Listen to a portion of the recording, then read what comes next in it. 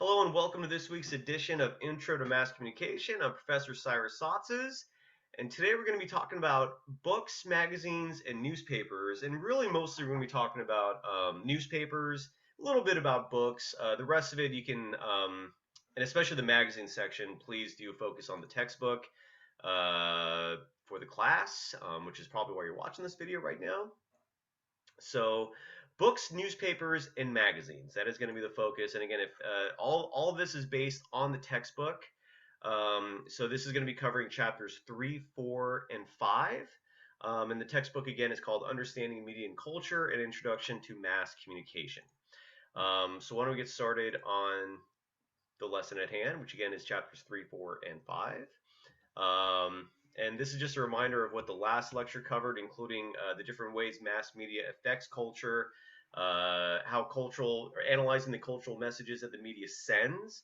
And that was really covered more in the textbook, explaining the ways new media have affected culture, identifying some of the basic theories of media effects, identifying the prominent media research methods, and identifying ways media studies are used to support political opinions. That was based largely also in the textbook. I didn't really cover that too much.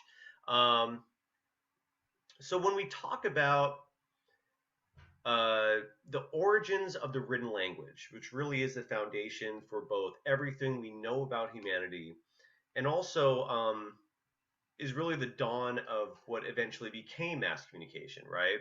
And this started in two places, in Egypt and in the ancient Sumerian culture, right? And both of these happened around the year 3000 BC. And even though this PowerPoint mentions just Egyptians, keep in mind the Sumerians were also doing this almost simultaneously. It's hard to nail down exact time periods simply because everything we know about history is based either on anthropological research, which really cannot provide specifics when it comes to exact times, and then archaeological research, which is where we discover a lot of these ancient written texts. And everything written is really the only way we know for sure what was going on in human history. Anything beyond that, either science can explain some of it, but it's mostly speculative based on the different artifacts we have found over the years. So anything beyond 3000 BC, it's very difficult to nail down what was happening in human history. We can only speculate and base it on what was actually written, and that was only 3000 BC. So, and the Egyptians wrote on many different surfaces, right? They wrote on metal, leather, clay, stone, bone. But what was most prominent is the practice of using reed pens to write on papyrus scrolls. And these two pictures, which are taken from the textbook, are examples of papyrus scrolls. And notice how most of the writing was really more along the lines of artwork than an alphabet per se. And again, this was the dawn of writing, and those two cultures started it. And again, as I mentioned before, it was both the Egyptians and the Sumerians in approximately 3000 BC who started actually communicating uh, with written text as opposed to just verbal. And writing was vital. It was, and mostly they were used as sets of symbols and designs. And it was vital because that's how economics started. Writing, it turns out, was necessary. Mathematics was necessary to keep track of bartering. It was the only way they could keep track of loans. Sovereignty started issuing taxes, and it was the only way they could keep records of that. So it was really used as a record and use of information exchange. And the writing was mostly on clay in those days. And this led to a system of printing, right? A stamp press was created for that. And then you also found in those days cylinders that were engraved with symbols, right? And I think that was more so in the Egyptian culture, but that was found all over the world. And this helped individuals know about each other, the world around them.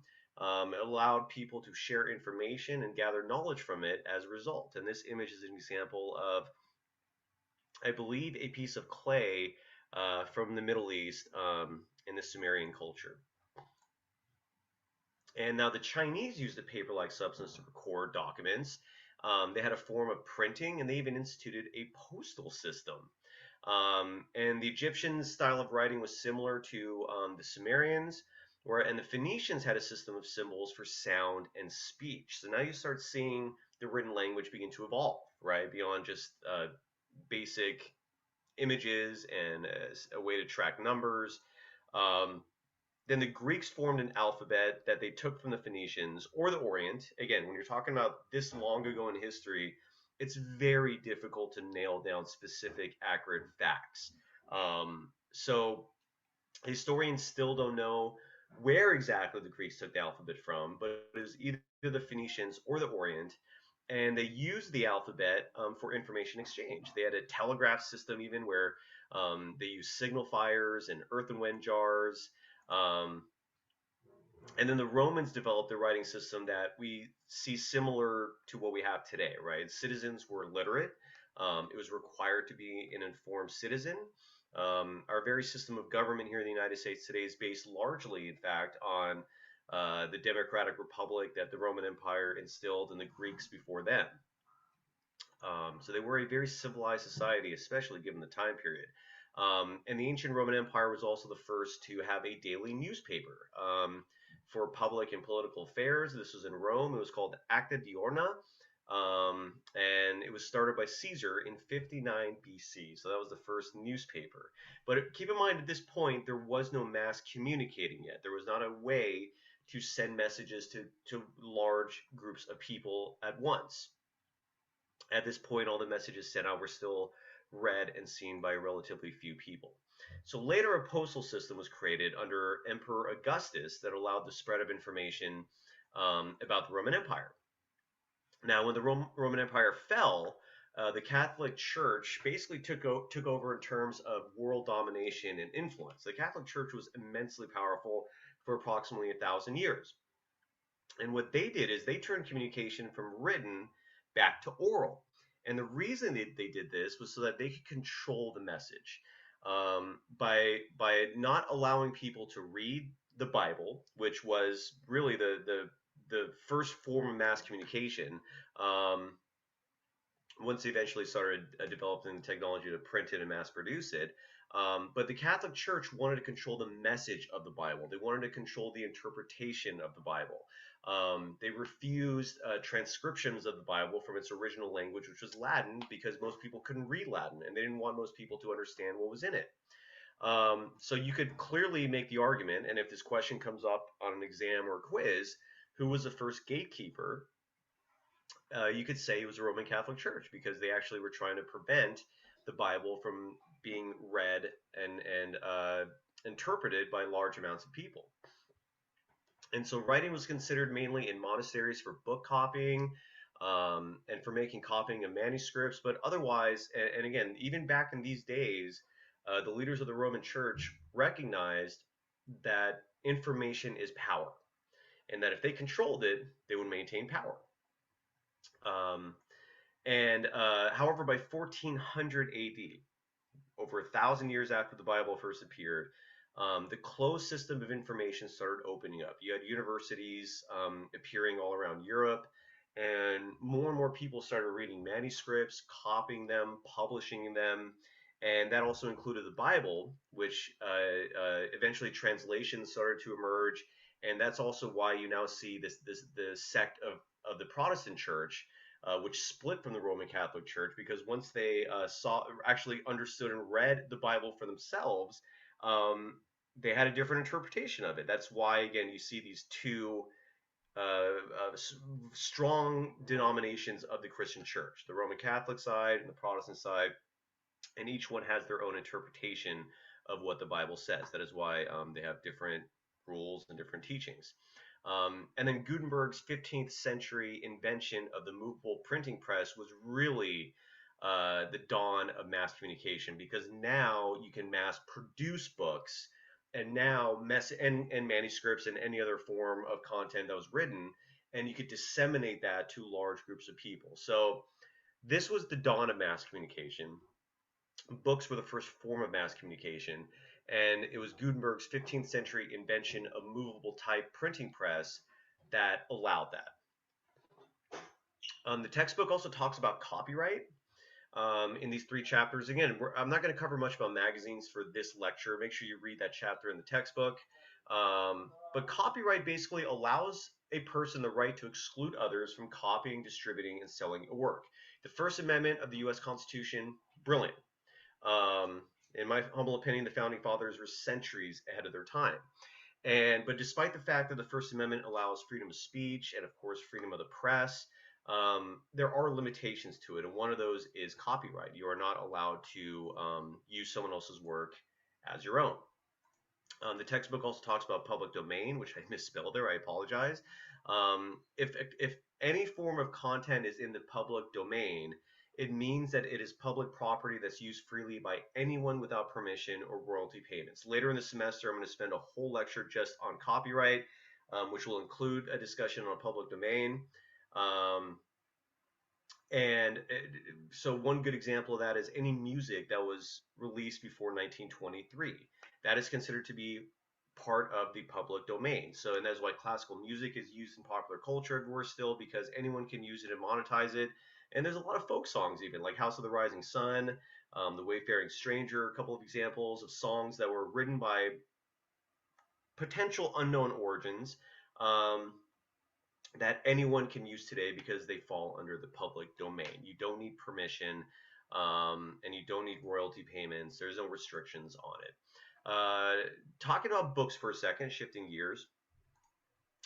This chart here, this is taken from the textbook, shows what's called the Big Six. These are the most prominent book publishers, and it's actually now the Big Five. I forgot which two merged, and one bought out the other. I don't know if it was Penguin buying someone else. Please don't. If you just Google it, you can find that information for yourself. But there are now only five.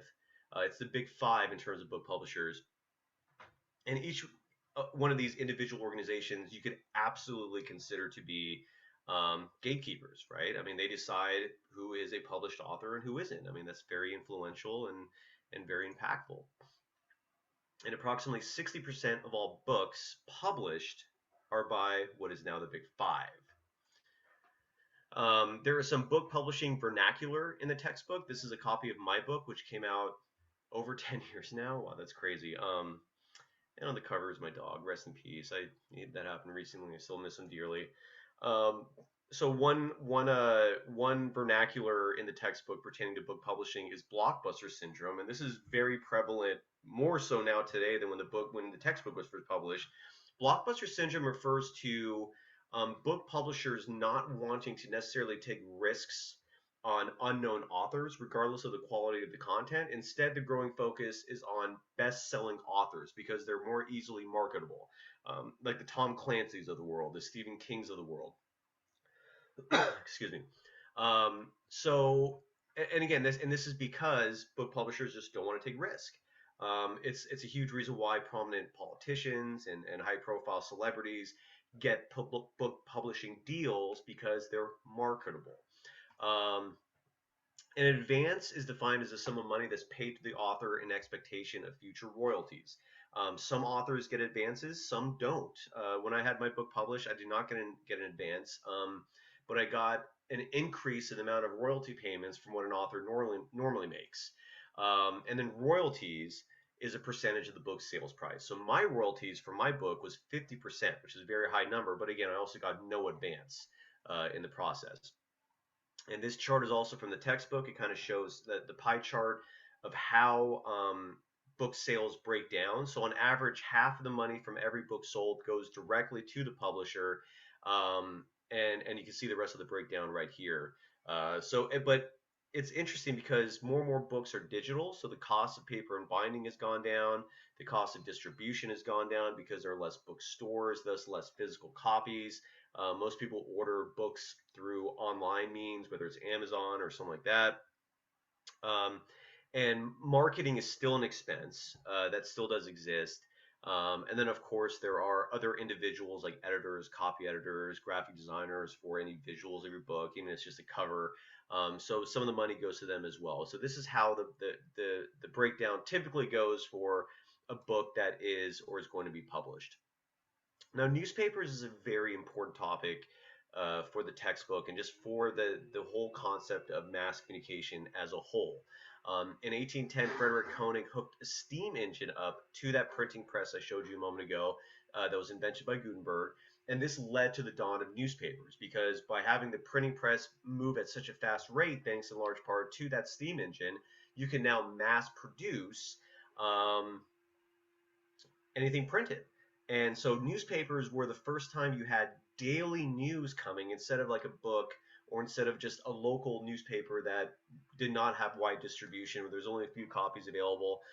Now suddenly you had newspaper circulation, which really changed everything because suddenly citizens were able to wake up in the morning and find out all the important information that happened the day before or the past few days.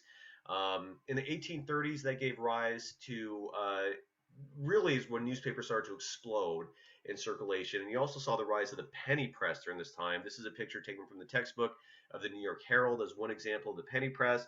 The penny press published what back then was deemed sensationalist news, right? And sensationalist news back then was not like celebrity topics. It was more like the nitty gritty news that people just didn't really want to hear about, right? Murders, political scandals, stuff like that, which is now very commonplace in the media. So, and it was called the penny press because each issue literally cost a penny. And the chapter also delves into, and this is my own personal experience, having worked in the media for over 20 years, also added to this.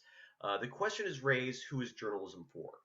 And this is a very important question because, again, the founding fathers, right in the First Amendment, instilled that the press is a vitally important component of our free democratic society because the press is who informs every citizen what the major, powerful, influential institutions like the government, like big business, is doing, right?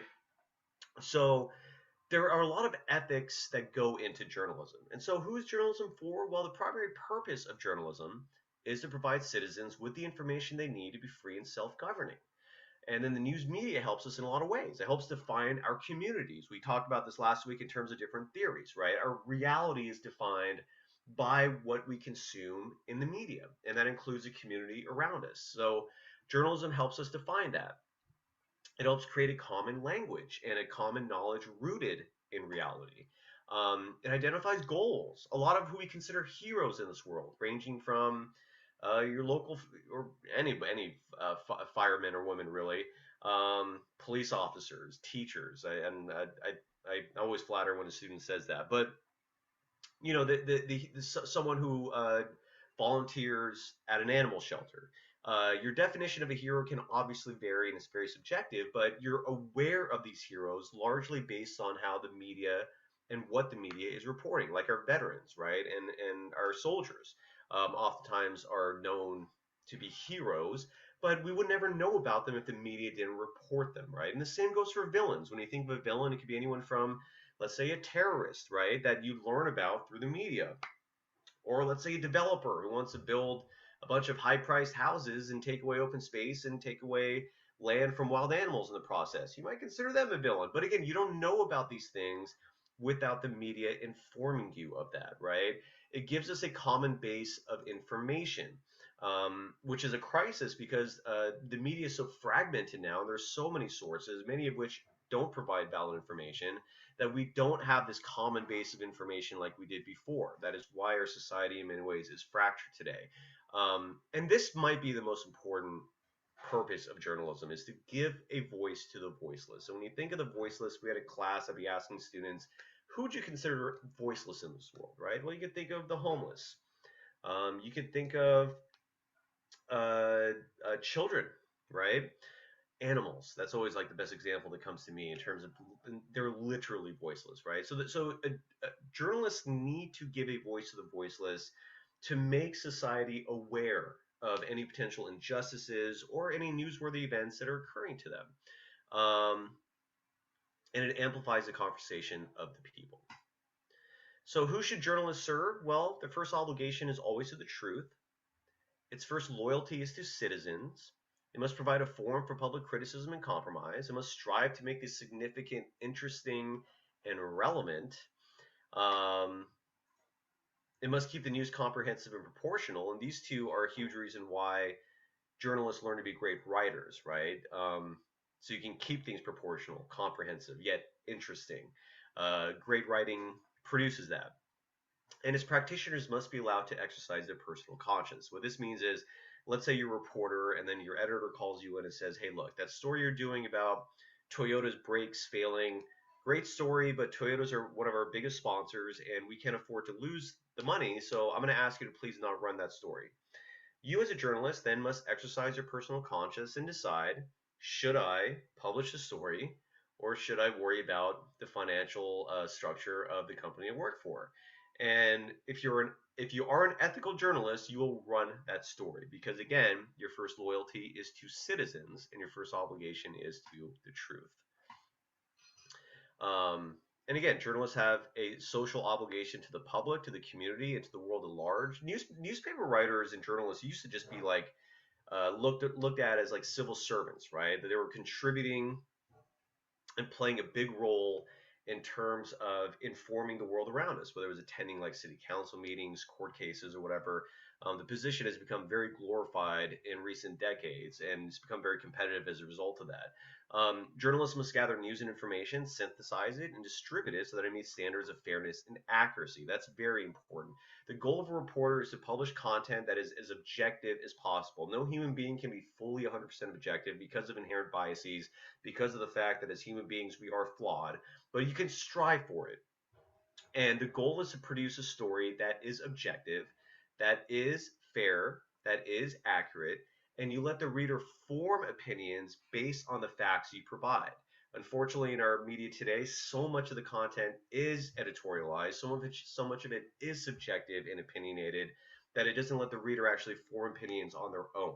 And that is a detriment. Journalists have a responsibility of practicing good journalism organization can remain in operation. A journalist's credibility is their livelihood. That is why legacy media still must be trusted and respected, simply because legacy media organizations like newspapers, TV stations, etc., their news content goes through what's called a peer editing process where multiple eyes are looking at it, editing it, reviewing it to make sure it is accurate and valid information that the journalist is publishing.